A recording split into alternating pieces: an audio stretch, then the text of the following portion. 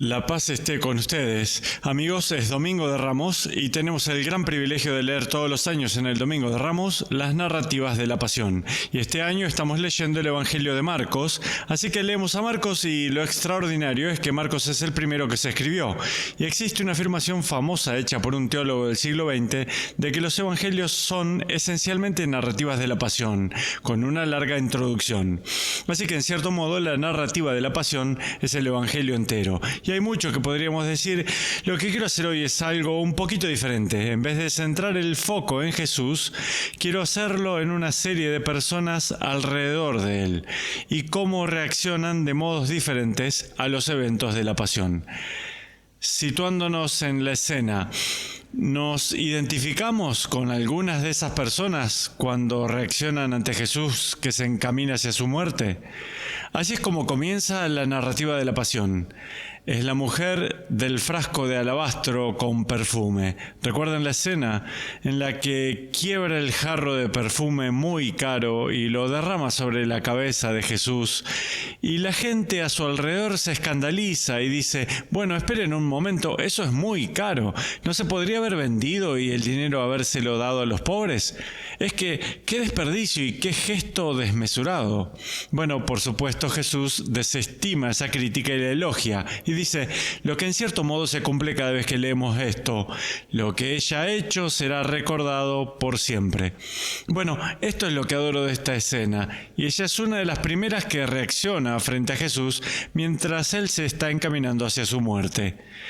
Su muerte representa el regalo desmesurado que nos hace Dios.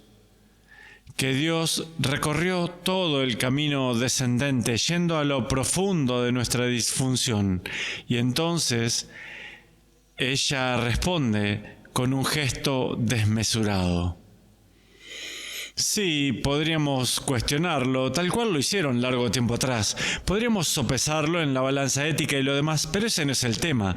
El tema es que ella rompe el frasco de perfume como si estuviera rompiendo todo su corazón y derramando toda su vida y su alma en gratitud a Cristo. Esa es la reacción correcta. Es por eso que Jesús la elogia.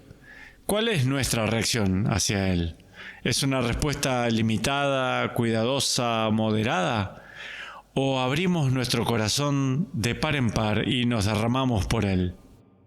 Vayamos ahora al huerto de Getsemaní. Jesús está orando, sudando sangre en este momento cúlmine de su vida, este tiempo de enorme prueba. Y Pedro, Santiago y Juan, sus discípulos más íntimos, los lleva con él.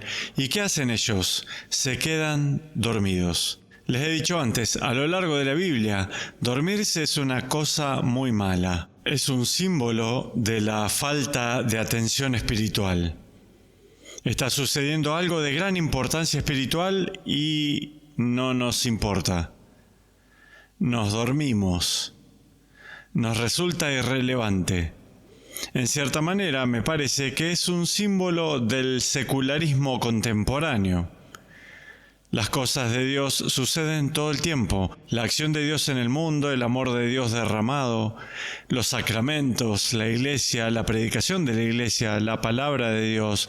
¿Y cuál es nuestra respuesta? La mayoría de las veces nos dormimos en indiferencia.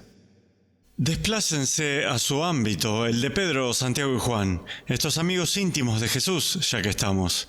Especialmente aquellos de nosotros que estamos en la iglesia y estamos en el proyecto, sí, pero ¿qué estamos haciendo cuando el Señor actúa en nuestras vidas y en el mundo? ¿Nos dormimos también? Piensen aquí en el símbolo del Antiguo Testamento, de Elías en el templo. ¿Recuerdan la escena en la que el Señor llama a Samuel y ellos dos están dormidos en el templo? Y la Biblia dice que las visiones y locuciones de Dios eran muy raras en aquellos días. ¿Por qué? ¿Porque Dios decidió replegarse? No, diría porque especialmente la gente religiosa comienza a quedarse dormida, incluso en el templo. Pedro, Santiago y Juan, en la presencia misma de Jesús en el clímax de su vida, se quedan dormidos. Esta es una escena, por supuesto, es única en Marcos y he predicado sobre ella anteriormente. La adoro. Hay un joven misterioso, no se lo nombra, pero cuando vienen a arrestarlo a Jesús en el huerto de Getsemaní y hay una pequeña contienda y luego los discípulos huyen y está este joven del que oímos que huye y cuando corre ellos le sacan la túnica y se la quitan de las manos y el joven corre desnudo en la noche. Y podrán decir, ¿qué detalle particular para incluir? Bueno, es peculiar hasta que recordamos que la palabra que se usa allí para su vestimenta es la misma que se utiliza para la vestimenta bautismal. Cuando alguien era bautizado, le colocaban esta vestimenta blanca que simbolizaba su devoción a Cristo. Se ha revestido de Cristo. Cuán a menudo, en el momento de la verdad, cuando nuestra fe cristiana, escuchen ahora, nos va a costar algo, tal vez cuando nos persiguen, cuando las cosas se tornan peligrosas y riesgosas a causa de nuestra fe, ¿qué hacemos? ¿Nos mantenemos firmes o huimos en la noche dejando atrás nuestra identidad bautismal? Esa es una gran escena. Es difícil de asimilar, les aseguro eso, pero es una escena muy importante para que nosotros nos identifiquemos. ¿Cuán a menudo, si me pregunto en el curso de mi vida, he sido acaso como ese joven, que cuando las cosas se ponen un poquito difíciles, abandono mi identidad bautismal huyendo de la prueba? ¿Cuál es su actitud en aquellos momentos de verdad? Ahora otra escena maravillosa. El sumo sacerdote llevan a Jesús ante el Sanedrín para juzgarlo. El sumo sacerdote, luego de escuchar a varios testigos, dijo, bueno, de acuerdo, vayamos al grano aquí. ¿Eres tú el Mesías? ¿Eres tú el Mesías, el Hijo de Dios bendito? Y Jesús responde de una manera tan impactante que el sumo sacerdote rasga sus vestiduras y lo declara blasfemo. ¿Qué dijo Jesús? Citó el capítulo 7 de Daniel. Daniel habla de la visión del anciano y luego venía sobre las nubes como un hijo de hombre y el anciano le dio su dominio y lo demás. Es una predicción mesiánica, sí, pero más que ello, este que viene sobre las nubes, este hijo de hombre, es alguien que participa de la misma autoridad de Dios. Al citar esto, Jesús está diciendo, sí lo soy, y un día verán cómo el Hijo del Hombre viene entre las nubes del cielo. ¿Qué está afirmando? No solo que es un gran maestro, no es solo un gran líder político, no es solo el Mesías en el sentido convencional del término, sino que está diciendo que es Dios de Dios, luz de luz, Dios verdadero de Dios verdadero, y el sumo sacerdote no puede asimilarlo. Es demasiado para el sumo sacerdote. Escuchen, existe un montón de gente hoy que está de acuerdo con Jesús como un personaje histórico distante, está de acuerdo con él como un artilugio literario, está de acuerdo con él como un inspirador maestro de la vida espiritual, pero no pueden asimilar la afirmación que sale de su propia boca. La afirmación de que Él es Dios de Dios, luz de luz, Dios verdadero de Dios verdadero. Pero eso es lo que está en discusión cuando nos referimos a Jesús. ¿Estás con Él o estás contra Él? Estar con Él es decir, tú eres el Hijo de Dios. Tú eres el Hijo de Dios. Quedarse corto con eso es estar efectivamente contra Él. ¿Cuán a menudo nos situamos en esta postura del sumo sacerdote, en que nos arrancamos nuestros vestidos porque no podemos asimilar la afirmación central de la Iglesia? Luego Pedro, el jefe de los apóstoles, el primer papa. Pedro, el amigo íntimo de Jesús. Oh Señor, no sé lo que harán los otros, pero yo nunca te traicionaré. Me pregunto, ¿cuán seguido en nuestras vidas espirituales decimos algo como eso? Señor, por supuesto que no. No, soy tu fiel seguidor. Tú eres mi todo. Siempre estaré contigo, Señor, y te seguiré. Y luego, en el momento en que se desata esa turba que busca el chivo expiatorio, recuerdan, en el patio del sumo sacerdote se está calentando junto a una fogata, es una noche fría y alguien se da cuenta que está Pedro. Bueno, él estaba con Jesús. No, ni siquiera lo conozco. Sí estabas, yo te vi, no era yo. Tu acento te delata, eres Galileo, te aseguro, no lo conozco. Lo niega 3 veces.